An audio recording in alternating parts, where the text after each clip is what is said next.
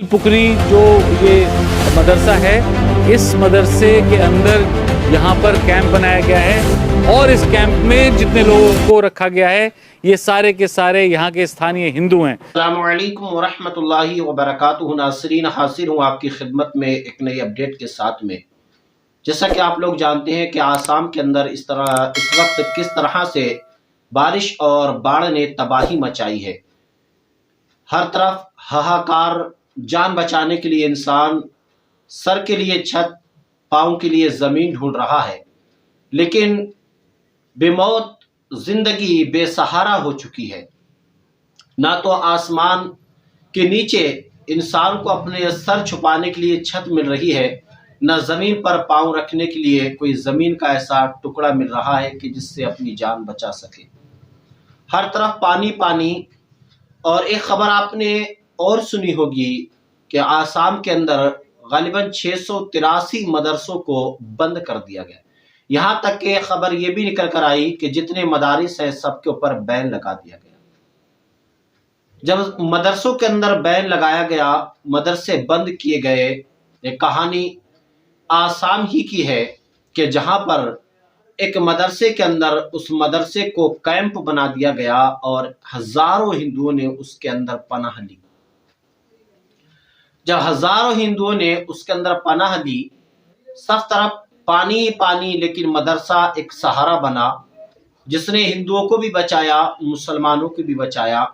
और हम दाद देंगे उन तमाम मदरसे की कमेटी वालों को जिन्होंने किसी का धर्म नहीं देखा, किसी की जात या पात नहीं देखी, बल्कि इंसानों की इंसानियत देखी। वो इसलिए कि इंसान को उस वक्त उसकी इंसानियत देखी जाती है कि जब इंसान परेशानी में किसी के काम आ जाए।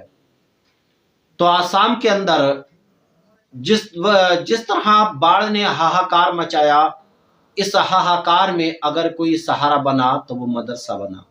वो मदरसा जिसके ऊपर इस वक्त हर किसी की नज़र है, वो मदरसा जो गैर मुस्लिम लोग हैं, जो कट्टरपंथी हैं, जिन्होंने हिंदुस्तान के अंदर मुसलमानों को एक अलग ही नज़र से देखा, वो मदरसों को आतंकवाद का अड्डा कहते हैं। उनको ये समझनी चाहिए कि ये मदरसे ही हैं कि जिन मदरसों की बिना पर आज हिंदुस्तान हमारा आज़ाद है। अगर ये मदरसे नहीं होते तो आज हिंदुस्तान के अंदर हम जिस तरह से आज़ादी की ज़िंदगी जी रहे हैं, ये भी नहीं हमें जीने को मिलती। इसलिए कि इसी मदरसे से पढ़े हुए लोगों ने हिंदुस्तान की आज़ादी के लिए सबसे पहला फतवा दिया था और अंग्रेज़ों से लड़ने के लिए जिहाद का जो फतवा दिया था अल्लामा फजल खैराबादी रहमतुल्लाहि अलैहि ने, कि उनके एक फतवे ने पूरे हिंदुस्तान के मुसलमानों के दिलों में किस तरह से जोश भरा और उन्होंने अपनी जान माल की परवाह किए बगैर अंग्रेजों से लड़के, और हमारे हिंदू भाइयों ने भी लड़ा, सिखों ने भी लड़ा, ईसाइयों ने भी लड़ा, कितनी हिंदुस्तान के अंदर कम्युनिटी है, सब ने लड़ा।